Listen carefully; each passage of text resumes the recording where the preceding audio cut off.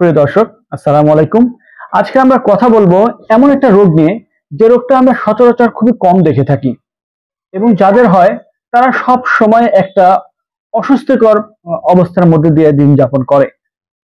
আসলে এই রোগটা হচ্ছে হেমিফেশিয়াল স্পাজম, অর্থাৎ তার মুখে যে কোনো একদিকে মাংসপেশি একটু পরপর সংকুচিত হয়, যার কারণে দেখতে মনে হয় যেন সে চোখ মারছে। আসলে কিন্তু সে চোখ মারছে না, আসলে তার চোখের এদিক থেকে অথবা মুখের এদিক থেকে অথবা সিভের অবস্থা যখন হয়, তখন মুখের যে কোনো এক পাশে পুরাটাই এরকম এরকম এরকম হতে পারে। কি সমস্যা হয় বলেন তো? মানে আমার এই এক সাইডটা মানে এইভাবে চোখের, নাকের, মুখের আর কানের এই রগগুলো এইভাবে টাইনে সাইকেলে আসে, তখন আমার ওই চোখের পাতা যেইভাবে বন্ধ হয়ে যায়, মুখ এদিক চলে আসতে লাগে, নাক এদিক ইয়ে হয়ে আসতে লাগে, এরকম ধরনের সমস্যা। মাথার এই একটা এইভাবে রগ গেছে, এই রগগুলো সবসময় এরকম হয়? পর্যন্ত যন্ত্রণা সব সময় হয় না, আস্তে আস্তে থেকে এরকম হয়। ওই যে এখন যখন টেনশন করলে, কথা বলতে লাগলে, খাইতে লাগলে মানে বেশিরভাগ এরকম ইয়ে হয়। মানুষ যখন সারাক্ষণ এরকম করতে থাকবে, তখন আসলে সবাই তাকে নিয়ে একটু হাসি তামাশা করে যে সে এরকম কেন করে। তো এটার কারণে সে মানুষের মধ্যেও ঠিকমতো যেতে চায় না, মুখ লুকায় রাখে। তো সারাক্ষণ সে একটা অস্বস্তিকর অবস্থার মধ্যে তার জীবনযাপন করতে থাকে এবং নানা চিকিৎসা নিতে থাকে। আলটিমেটলি এটা আসলে একটা নিউরোলজিক্যাল সমস্যা। এই রোগটা কাদের বেশি হয়? মধ্যবয়স্ক মহিলাদের বেশি হয়, ফেসের যে কোনো একদিকে বেশি হয়, স্পেশালি বাম দিকটা বেশি হয়, তবে যে কোনো দিকেই হতে পারে। এবং এটা ঘুমের মধ্যেও হয়। এটাতে কিন্তু পেইনলেস, মানে তার কোনো ব্যথা হয় না। তো আজকে আমরা দেখবো এটা কেন হয়। আমাদের মাথার পিছনে, ঠিক এই জায়গায় পিছনের অংশে একটা নার্ভ থাকে, সেই নার্ভটার নাম হচ্ছে ফেসিয়াল নার্ভ। অর্থাৎ যে ক্রেনিয়াল যে নার্ভগুলো আছে, সেই নার্ভের 7 নম্বর নার্ভ হচ্ছে ফেসিয়াল নার্ভ। 7 এবং 8 দুটা পাশাপাশি থাকে। তো এই 7 নম্বর নার্ভটা যদি কোনো রক্তনালী দ্বারা এরকম ইম্পিঞ্জিং বা চাপ খেয়ে থাকে বা কম্প্রেশনে থাকে, তখন মাংসপেশিগুলো সংকুচিত হইতে থাকে। কারণ ফেসের এই পুরো এক পাশের মাংসগুলোকে সচল রাখে এই 7 নম্বর নার্ভ।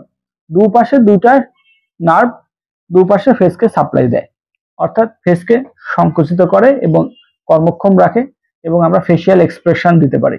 এই যে ফেসিয়াল এক্সপ্রেশন গুলো দেই, এগুলো এই নার্ভের কারণেই হয়। তবে অনেক সময় দেখা যায় যে এই নার্ভ যেহেতু 7 এবং 8 নম্বর নার্ভ পাশাপাশি থাকে, এই পাশাপাশি থাকার জন্য অনেক সময় কানেও সমস্যা হতে পারে।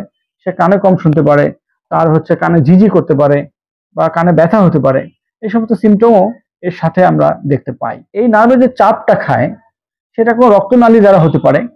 আমরা দেখি যে সমস্ত রক্তনালী কারণে হয়, এর মধ্যে যাকে বলা হয় আইকা, মোস্ট কমনলি আইকা মানে অ্যান্টি ইনফিরিয়র সেরেব্রাল আর্টারি, বা পোস্টেরিয়র ইনফিরিয়র সেরেব্রাল আর্টারি, বা সুপিরিয়র সেরেব্রাল আর্টারি। অনেক সময় কক্লিয়ার আর্টারি দ্বারাও এটা হতে পারে। অনেক সময় টিউমার দ্বারা কম্প্রেশনের কারণে হতে পারে। তো এইটা হলে আমরা ডায়াগনোসিস কিভাবে করি? আমাদের ডায়াগনোসিস খুবই সোজা। প্রথমে আমরা ক্লিনিক্যাল দেখি। আমরা ক্লিনিক্যালি দেখলেই বুঝতে পারি যে তার হেমিফেশিয়াল স্পাজম হচ্ছে, এবং তখন আমরা সিম্পল একটা এমআরআই এর সাথে যদি আমরা এমআরআই উইথ সিস প্রোটোকল এটা করি, তাহলেই আমরা বুঝতে পারবো যে নার্ভের কোথায় কম্প্রেশন আছে, নার্ভের যে গায়ে যে কোন আর্টারি দ্বারা এটাকে ইম্পিঞ্জ করে রেখেছে সেটা আমরা দেখতে পারবো, বা কোনো টিউমার দ্বারা হয়েছে কিনা, বা অন্য কোনো ভাস্কুলার প্যাথোলজি আছে কিনা সেটা আমরা বুঝতে পারবো। সো এটা ডায়াগনোসিস শুধু এমআরআই দ্বারাই সম্ভব। একটা সিম্পল এমআরআই করলেই আমরা এটা বুঝতে পারি। আর যে ট্রিটমেন্ট কি? ট্রিটমেন্ট আসলে ওষুধ খেয়ে খুব একটা লাভ হয় না।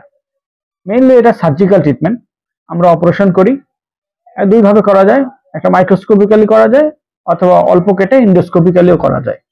অল্প কেটে ইন্ডোস্কোপিক্যালি আমরা মাথার পিছনের দিকে এই দিকটায় আমরা কেটে অল্প একটু কেটে সেই নার্ভ এবং যে রক্তনালী, এই দুটার মাঝখানে আমরা একটা পার্টিশন দিয়ে আসি। এই ভেসেল এবং নার্ভের মাঝখানে আমরা অনেক কিছুই দিতে পারি, যেমন ট্যাফলন দিতে পারি, বা আমরা হচ্ছে কটন দিতে পারি, এবং মাসেল প্যাচ দিতে পারি। ট্যাফলন সবচেয়ে ভালো। এরকম আমরা ব্যবহার করি, এবং এর ফলে সার্জারির ফলে যে নার্ভ এবং ভেসেলের মাঝখানে কোনো আর কোনো স্পর্শ থাকে না, যার ফলে রোগটা ভালো হয়ে যায়।